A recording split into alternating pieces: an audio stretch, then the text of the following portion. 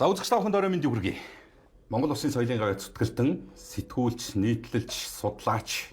За Авэм Баатрууг өнөөдөр студид зочноор дахин ирж байгаа. Та одоо өөрөө анзаарж байгаа бах. Сүүлийн жилүүдэд ерөнхийдөө нэг сонгуулийн циклүүд дээр зориг агсны амь насаа алдсан хэрэг босч ирээд байна гэж. Ер нь зориг гэдэг хүн амь насаа алдсан хэргийг одоо болоод ядаж ясын амраа ялтаа. Эсвэл нэг хэсэг нь хэрэг нь илэрсэн байж хахад та нар баг алуучдын сулжлаа штэ гэдэг нөгөө талын нэг юм хандлага яваад идэг. Ер нь ярих ёстой мó одоо эсвэл одоо тэр нэг хэсэг хүмүүсийн хилээд байгаагаар одоо болох уу? Энэ ярих нь ямар ач холбогдолтой болох нь ямар ач холбогдолтой. Энэ хүн бол ардсан хувьсгалын удирдагч гарцаа байхгүй. Ягаад гэвэл Монголын ардсан холбооны ерөнхий зохицуулагч гэхэд албан ёсоор төлөөлж дэлхийн нийтэд яриа өгчээсэн, ярьсан өгчээсэн дэлхийн нийтийн зориг гэдэг хүнийг ардсан хувьсгалын удирдагч гэж үздэг. За энэ хүний амь насыг хөнөөсөн хэрэг бол Монголын улс төр дээр бас том хар талб мөн үгүй мөн хувьсгалын залиа болсон гэдэг утгаар навч үзэх юм бол энэ түүхэн үйл явдал бол мөн. А зөвхөн сонгуулийн үед гарч ирэхээр л аль нэг тал нь энийг ашиглаж олон төмнийг одоо тохирогдуулж манипуляц хийх гэсэн хардлагын үүднээс энэ хитрхи хэрж ийн гэж хүмүүс дургуутж байгаа байх гэж би бодож байна. Энэ ч бас ялгаатай шүү дээ. Хизээ ярих гэдэг юм тийм ээ. Тэг хизээ ярих вэ гэдэг бол их том асуудал байхгүй. Уг нь бол энэ хэргийг зогсохгүй л ярьж байна. Цагт байнга ярьж явах хэрэгтэй гэсэн илэрхийлэлтэй.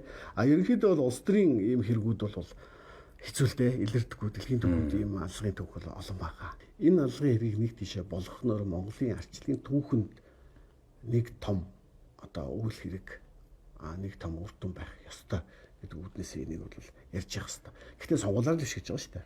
Энийг байнга ярьж явах хэрэгтэй байхгүй юу? Байнга яриаг үгс болоод тасалдаад сонгуул болгомоор гардаг. Тэгээ нийгмийн юм залхах сэдв болоод хэлж шүү дээ одоо. Залхалт үүсэж байгаа байхгүй юу? Ерөөсөө энэ сонгуультай холбоотой. Тэрнээс зориг агсны хөнөөсөн хэргийг хүмүүс анхаарахгүй байгаа мó үгүй. Энэ бүгд гарч байгаа. За та бол зориг агсныг хувьсгалын удирдагч мөн гэж шууд дүгнж тодорхойлж байна тийм үү? Албан ёсоор шүү дээ. Монголын ардсан холбооны ерөнхий зохицуулагч тийм нэрээр гадаадын телевизүүд ярилцлага өгчээсэн. Тэр хүн ярьдаг. Тэр одоо ардчилсан хувьсгалыг автралах гэсэн энэ бие маа гэж харагдах гэсэн ийм кейсүүд явж штэ. Та энийг юу гэж дүгнэж байна? Хувьсгалыг нэг хүн хийдэг юм л да. Нэг хүн бодож олоод хийдэг. Нэг хүн хийцэн юм шиг болох гэсэн ийм алхмууд байж штэ. Одоо баг зарим нь одоо Нобелоос шагнал хүсэж байгаа юм шиг үү? Баахан тийм коммунизмын уламжил бий. Нэг л баатар тодруулаад тэрийг дахиж шүтдэг. Хувьсгал бол хизээд хамтын бүтээл л байдаг штэ. Нэг хүн бол банкол болдог штэ. Тийм ээ тийм.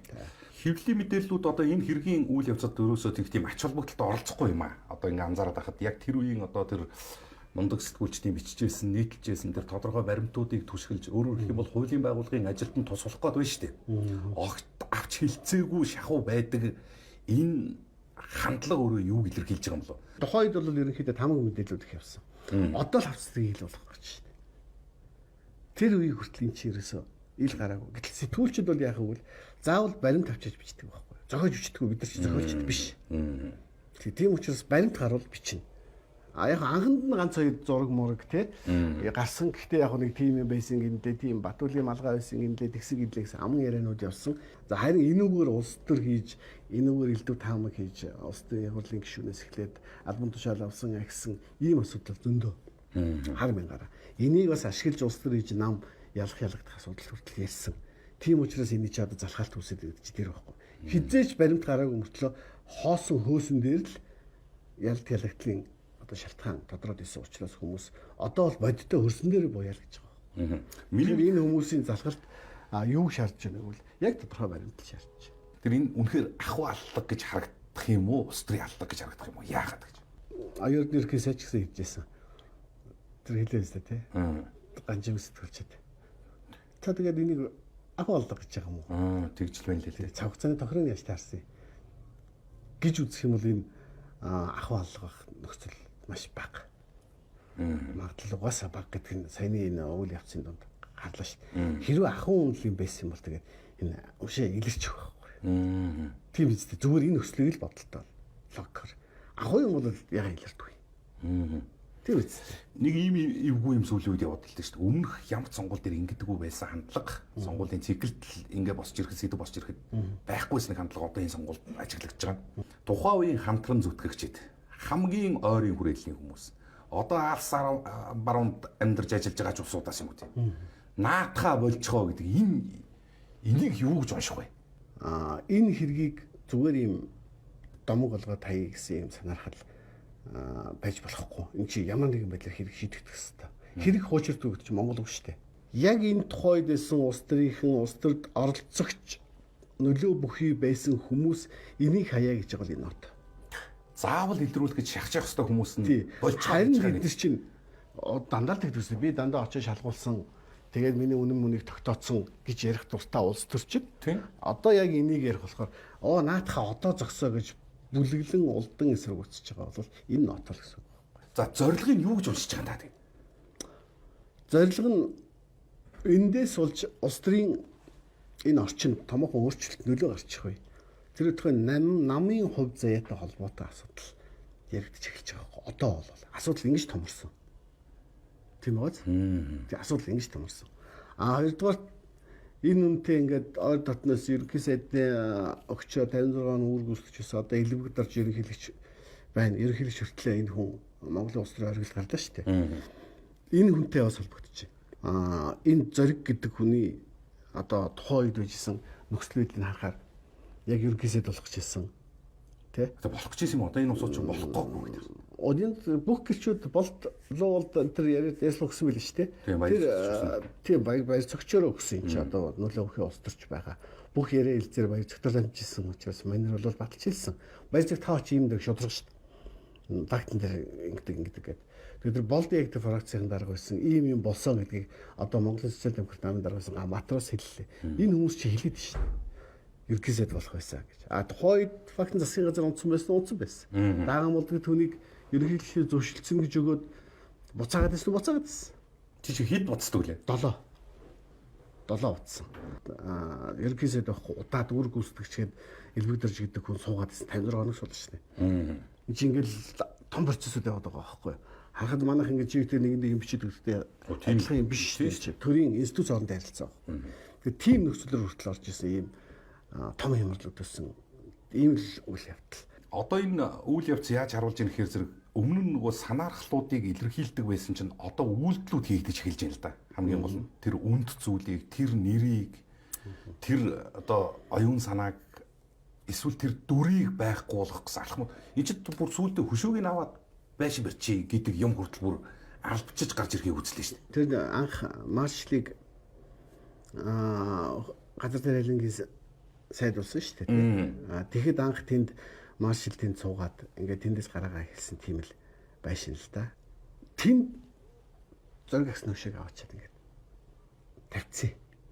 Одоо тэр хамгийн хотын төв газар хамгийн тохиромжтой байшил байсан шүү дээ. Хөшөөний зохиомж энэ төр хүртэл тийм байгаа. Түүхэн өв уламжлалдаа энэ арчсан нам хүчин энэ чинь 5 нам байгаа шүү дээ. Энэ харжсан хүчнийг залгамжлагчд ямар хуу сэтгэлээр ханддаг юм бэ гэсэн тэр хандлагчийн хүмүүс их эвгүй сэтгэл төрүүлчихлээ. Тэгж байгаа шүү дээ. Яг наачна. Тийм энэ л байхгүй юу.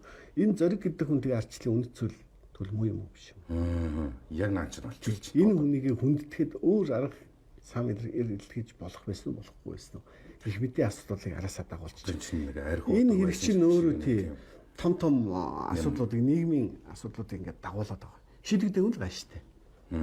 Шийдэл нэг тийшээ болгох нь л гай. Тий. Та одоо ингээд тэр хэрэг явдлаас нь ихтэй энэ хэвлэлийн салбарт орцсон ажиллаж ээжээ. Түүнээс хойш яг энэ хэргийн өргөн тойронд өрнөж байгаа үйл явдал мэдээлэл сэлтээс бол алхам анхаарлаа сарниулаагүй ажилласан. Тэгэхээр илэрчих боломж үнэхээр байхгүй гэж харагдах юм уу? Энэ он цагийн дараалал ингээд харахаар хүсэхгүй байгаа хандлаганд давмгаалаад байх шиг харагдаж байна. Энэ аль талтай юм? Энэ дээр хүч тавьсан болоор энэ илрэх болцоотой хэрэг байсан гэж би боддог.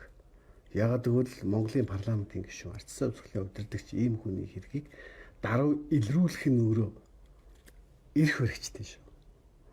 Хамгийн үндсэн зорилго байх хэрэгтэй. Гэтэл эрх баригчны илрүүлэг байхгүй.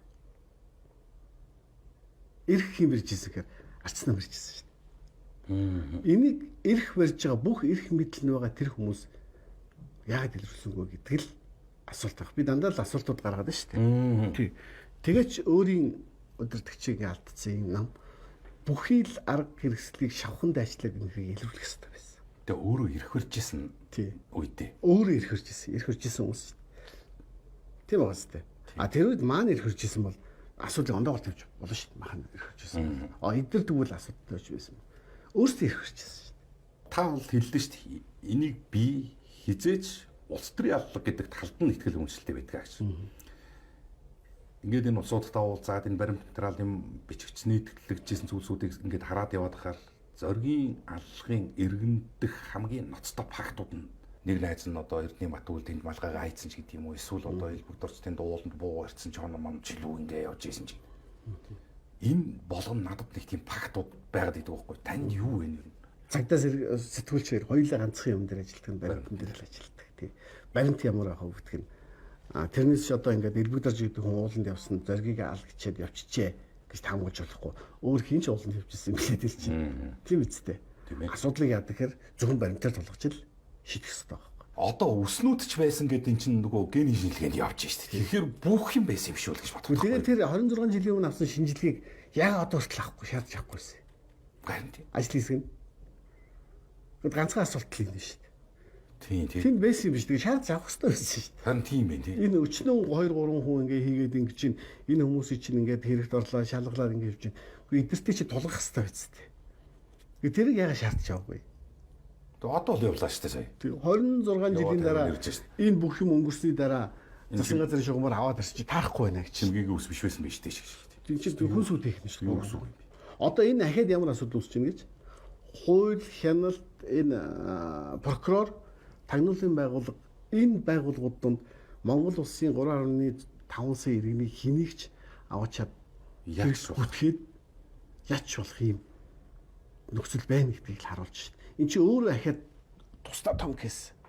Тусдаа том асуудал ирж шээ. Энэ чиглэлийн байгууллагуудад тэгэхээр өөрчлөгдөөгүй үлдсэн ийм тогтолцооны үлдэгдэл байна гэсэн үг юм. Гэхдээ энэ бүхлээрээ яг коммунист тогтолцоогоор байна гэсэн үг шүү дээ. Энэ чи нэг салбарын тухай асуудал шүү. Энэ чи тагнуул АДГ цагдаа прокурор тэ энийг цагдаагаас яг тусгаарлалцсан юм байлээ ингээд авцсан. Гэтэ эн чинь хуучин цагдаа дээр ч хэлсэн асуудал байхгүй тэ. Гэтэл энэ нийгэм бол хүний эрхийн арчил гэдгийг манайхан их ингээд том нэг нүсэр том нийгмийн юм сургаал энэ гэж хайгаал гэдэг юм байна. Үгүй шүү. Эн чинь ерөөсөө хүний эрх номер хүний эрх төр эрхээр адилхан байх ёстой гэсэн л зарчим шүү дээ. цаашаалтаа нь юу юм гэхээр сонгуул болгоноор босч ирдэг, нийгмийг бохиндуулдаг, тарцуулдаг сэдв болцсон ч гэсэн босч ирэх болгондоо шинэ нөхцөл байдал руу бас явах юм аа. Энэ хэрэг бос болгонд дуртай хүнээ аваачиж улс төр өрсөлдөгчөө аваачиж нааж намдаг хэрэгсэл болгох ихэлсэн байхгүй. Тэгэхээр энэ хэрэг нэг тийш нь болохгүй ингээд ингэж ашиглаад авах юм бол эн чинь сүлдээ бүр ингээд нөгөө зориг өгсөний хүнээс хэрэгээсээ илүү том асуудлууд болоод чимгээ миний охин мохныг ингээд хүнээс асуудал ярьж байна. Зориг гэдэг хүн чимгээ гэдэг хүний охин хүн энэ ирж харцсны үнд хоёулаа хүн шүү дээ. Тэс зориг гэдэг хүний асуудал илүү тэр хүний асуудал хоёр гэж энийг юм чинь яахгүй шүү дээ. Амийг дугаарлахгүй шүү дээ. Дугаарлахгүй шүү дээ. Энэ чинь хүний л асуудал хэрэгжиж шүү дээ. Тэгэхээр альчлал гэдэг чинь амийн сүнс чи өөрөө энэ хүний аюулгүйдэл, хүний эрх, хүний амьд явах баталгаа, амьдрах эрүүл явах баталгаа энэ тухайн асуудал шүү дээ. Тэр хүмүүс энийг дандаа ойлгож байгаа хэрэгтэй. Одоо чимгээ содон дарчаа нар хилсээр буюу би хэргийг хүлээж яана гэснээрээ яаж шийтгүүлсэн өөр гэх юм бол хилмигдэгч мөн гэдэг тал таны байр суурь байдгүй. Эсвэл одоо энэ улс төрийн шоугаар баг хожичлоо гэдэг хандлагаар хардаг хүмүүс энийг удаа. Одоо энийг би ахад хэлдэг ш. Одоо яг шалгах нэг тишээ болго. Одоо ахад энэ дээр шинэ бахан оролцогч орсноо. Одоо энэ хүмүүс аларч юм уу биш үү гэдэг юм. Нийгэм тийм асар урагтай нөлөө дагуулдаг. Тэр ийм нөлөөллүүд үр дагаврууд гарна гэдэг ингээд та хэлээд шүү дээ. Тэгээ ийм нөлөө гарах юм бол болчий гэдэг нь баг зөв юм шүү дээ.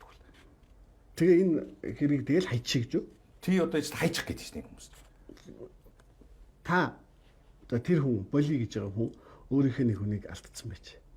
Хайчөө гэхээр тэр хүн өө тгээ хайчих хүн. Хүнлэг тас бодолт. Өө таны ачаалбагт хайчих. Энэ хэрэг нэг тийш шийдэх хэрэгтэй шүү дээ. Шийдвэрлэх хэрэгтэй. Ингээд явахын үр дагавар танд жишээ нь энэ хэргийн ирээдүй яаж харагдаж байна? 28 онд гэхэд дахиад энэ сонгуулийн цикл дээр энэ босоод ирсэн байхад бид нар яг ийм нөхцөл байдалтайгаа сууж ивэл яах вэ гэдэг санаагаар би асуудаг юм. Тэгжээвэл энэ хэрэг ерөөсө буруугаар явсан чигээр яваад илэрхгүй л гэсэн үг. Байхгүй энэ бол дуртай ашиглагчийн одоо тийм кейс болж авирна гэсэн үг байхгүй. Тэгэхээр энийг бол ямар нэгэн байдлаар одоо сүүлийнх шиг ахад ажлын хэсэг байгуулт юм ахиж ямар нэгэн байдлаар ягаал тогтоох ажил одоо хийх хэрэгтэй нэг шиг болгох хэрэгтэй. Тэг хэрэг бол ингэ байж идэг шүү дээ. Илрүүлж болох хамгийн боломжтой хувилбар юу вэ танихаар? Хэргийн материалыг гаргаснараа энэ хэргийг илрүүлэх явцад гаргасан энэ хуулийн байгууллагын бүх ноцтой алдааг иргэдэд ил болгоно. Энэ өөрөө ямар ач холбогдолтой гэвэл иргэн бүхэнд ач холбогдолтой. Би хэлээд ш. Монголын 3.5 сая иргэний хэнийг ч ийм хэрэгт гүтгээд хэлсээр шидэгч болцоотой ийм нийгэм байна гэдгийг бүх иргэнд харуулж байгаа. Тэгэхээр иргэн болгон хараад би хүртэл ийм асуудал орох юм байна гэсэн байдлаар энд хандах нь өөрөө хүмүүсийн сэтгэлгээ нэг шимтгэлд өөрөөр бодох айгүй хэрэгтэй байна. Одоо улс төрийн төсөөллийн хувьд одоо би танаас асуух гэж байгаа асуулт тэр л дээ. Ер нь зүгээр одоо зориг гэдэг хүн хэрвээ ийм таагүй нөхцөл байдал болоогүй байсан бол гэд ингээд төсөөлөхөд танд өнөөдрийн энэ Монголын улс төр нийгмийн амьдрал нь яаж харагддаг вэ? Хэр зэрэг тийм одоо жинтэй шиг тийм өөрчлөлт бий болгочхоор дүр хийсмэл. Зориг гэдэг хүний өөрийнх нь тэр мөн чанарыг ингээ харах юм бол тийм илүү шударга, илүү зарчим руу явдаг. Энэ удирдагч дундаа хамгийн боловсралтай байсан. Одоо нэг хүмүүс ингэдэж шүү дээ. Шоко заадаг байсан гэлээ нэг хоцрогдсон гэд. Тэр үед шоко гэдэг бол одоо буддийн шашнаар бол одоо хамгийн дээдгүй ухаан байсан байхгүй юу? Хамгийн өндөр боловсралтай хүн шоког заадаг. Тэр нийгэм чи тэр шинжлэх ухааны коммунизмын онлоороо явж ирсэн. Нийгэм тухайн хүний нөлөөгөөр бол жоохон өөр байх байсан болов гэдэг итгэлөөс байд. Хэрвээ ерөнхий сайд байсан бол арц нам тэрнээс хойш 2-3 засгийн газар солиоч өгөөч. Гэх мэт асуудал шүү дээ. Хэрвээ 2-3 засаг солиогүй бол зоргийн засгийн газар тууштай ажиллаад дараагийн сонгуульд ялцсан бол яах вэ? Тэгсэн бол инквери ирэн гэдэг. Гэхдээ энийг муу гэж байгаа юм биш л дээ. Инквери ирэн гэдэг юм гарахгүй ч байгаас юм билээ. Инквери ирэн гэдэг юм гарахгүй байсан бол нэг маш явах гэдэг. Наач түүхэнд хэрэг гэж боддог юм л та. За баярлалаа. За тэгээд одоо үзэгч та бүхэнд би бас ерөн зүгээр энэ зориг агсны амнаас алдсан хэргийг та бүдээ одоо бухимдал төрн яагаад ярих шаардлагатай, яагаад шахах, шаардах ёстой юм бэ гэдэг талд бас судлаачийн байр суурийг сонсъё гэж бодож ийм зочинтой ярьсан. За студиуд ирж яг энэ нөхцөл байдал дээр тодорхой өөрийнхөө дүгнэлтэд бас бодлыг илэрхийлсэн танд бас баярлалаа. Ажилтнанд амжилт хүсье.